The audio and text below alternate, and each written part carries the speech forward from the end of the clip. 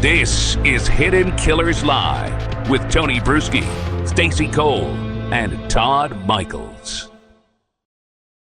Had Wendi said something, see something, say something,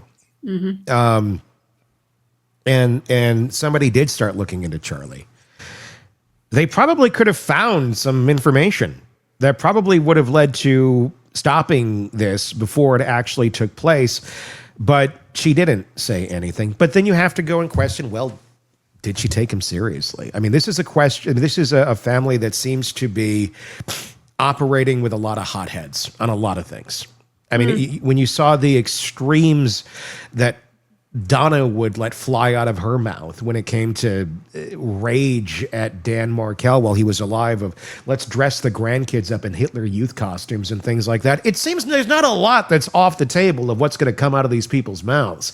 Now, do I think that she was actually going to dress them up in Hitler Youth costumes? Well, after the trial, probably. I was going to say. But before, I don't know. Yeah. I don't think I would have thought that. It's like it's somebody just spouting off a bunch of shit that has not the greatest emotional regulation, and they get their shit off their chest, and then they calm down, and it's back to somewhat sanity.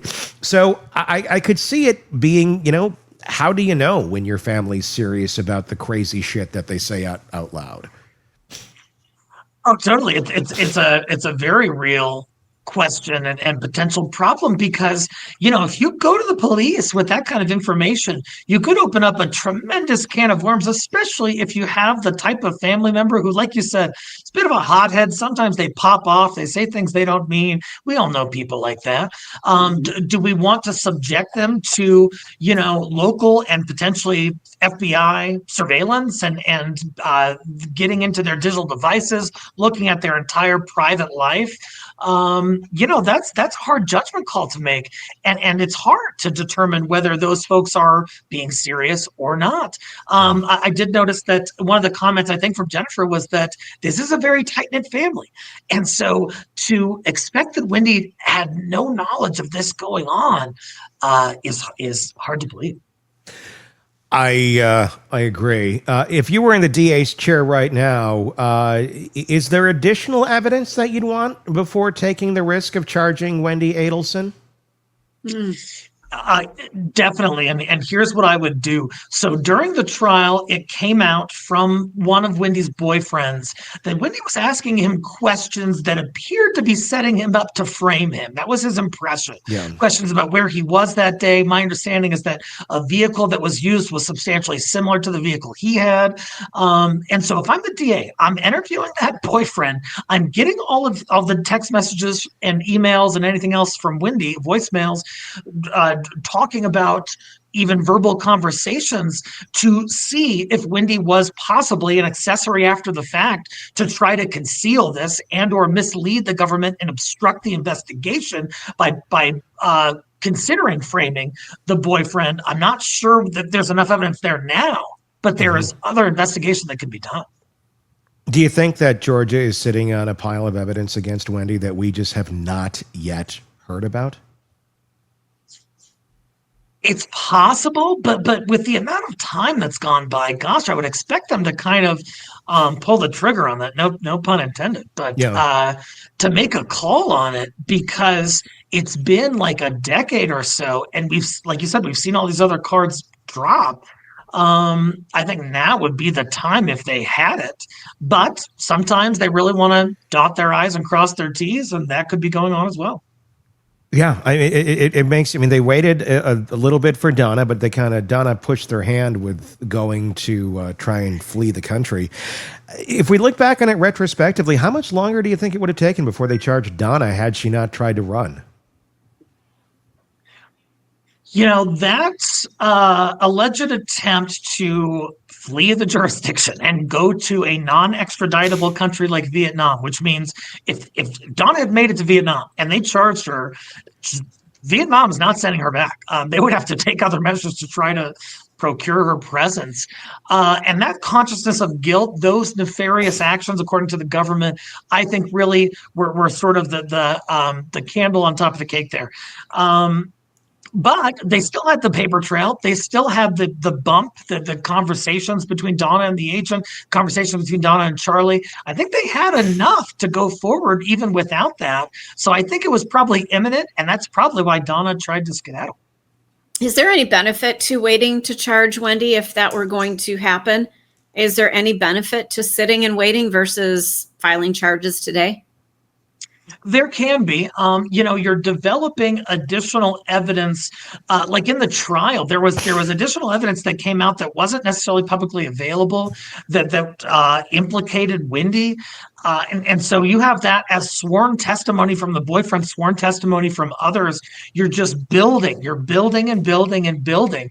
And the more you build, sometimes the stronger the case is, sometimes not. Okay. Interesting. Let's now obviously I should say again, Wendy's never been charged with anything. She's innocent. I'm not saying she has anything to do with this. All speculation here. But if let's say Wendi did have something to do with this, and I'm not saying she's the one who ordered it, because I don't think she was, but let's just say she has some sort of involvement. We don't know the level as to which, whether it was after the fact as an accessory, whether she did know before or didn't, but she had some sort of knowledge that is not coming out. Who should Wendi be more afraid of right now, the DA or Mom and Charlie behind bars, who may have some incentive to say some things about Wendi for some sort of preferential treatment or some sort of benefit on their side? Oh, heck yeah. I mean, there can be divisions within a family as these prosecutions and convictions are handed down. We look at Ghislaine Maxwell and her partner Epstein was dead at the time, but she had no qualms about laying out all the dirt, at least from her sort of colored perspective, about what happened against that person to try to gain a benefit for herself while she's sitting behind bars. Donna and Charlie have those same motivations, those same incentives, at least, and certainly might want to better their position by providing information. On top of that, I think Wendi, doesn't want any heat from the Latin kings who were the killers in this. So I think that she has a number of possible enemies all around. What's the best move for Wendi right now? Because she's damned if she does, she's damned if she doesn't. If you have not been charged with anything, your family has literally imploded on itself. You're trying to live your life, your best life, as best you can after all this, and say you had nothing to do with any of this.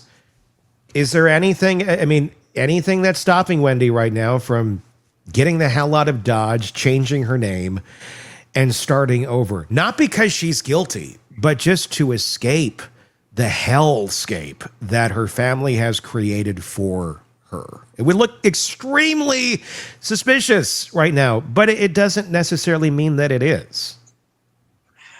Yeah, Tony, good points, because I think there are two ways that Wendi could go with this. One is, like you said, she could lay low, kind of disappear, change her name. Heck, some people even change their appearance, change her career, change her whole life, and move to a different locale where you're lesser known. Mm-hmm. The other route she could consider, if she wanted, is to blow this up, to write a book. To at least try to find some kind of silver lining to capitalize on the suffering to which she has been subjected for a decade. Especially with social media and alternative distribution, you don't need the same publishing house that all the books are published on anymore. She could go that route too, and that could be a source of vindication, assuming that she had nothing to do with this. Would there be some risks involved there? I mean, if you're going to go and try and do this tell-all, even if you had nothing to do with it, wouldn't there be some risk involved of your words being misconstrued, or somebody saying, well, because you said this, it must mean that? And would that further open up the chances of being charged if you had nothing to do with it, just because you're going to go down that road of media and trying to share your story? I feel like that could be, I don't know, that could be a double-edged sword, although you'd have to really walk that tightrope carefully, I would think. There are big risks with it, no question about it. We look at Hunter Biden, President Biden's son, and he wrote this sort of tell-all, and in it he talks openly about his drug issues. And the government saw that and said, "Whoa, you had these drug issues when you applied for a concealed carry permit and said you didn't have any drug issues. That's a federal crime and a serious one." So there, risks abound if you go that route. It's a potentially high payoff monetarily and otherwise, but potentially high risk as well. Gosh. Yeah. If she were your client and she came to you, and let's say she's innocent, let's say she has nothing to do with this, and you believe that she has nothing to do with this, Eric, I should have a wig and I could play the role of Wendi. I'll get that. I'll get that prop next time. Do you want me to get some Botox and eyebrow lift? Because I can do that for tomorrow. Eric, I don't know what to do.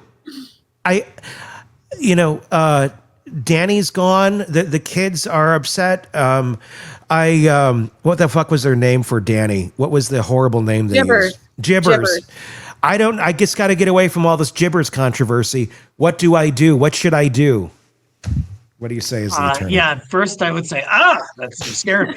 But then I would say, it's in her best legal interest to lay low. Even if there is some potential monetary payout with doing a tell-all book, her best legal interest, the most cautious approach would be to lay low and to try to move on and to have your family move on from this horrific set of circumstances that has befallen this family for years now. We'll see if she takes any sort of advice like that.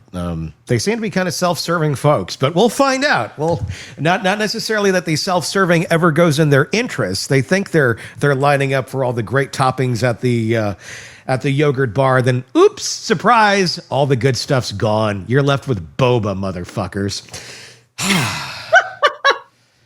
I don't know how I came up with that one, but I just did.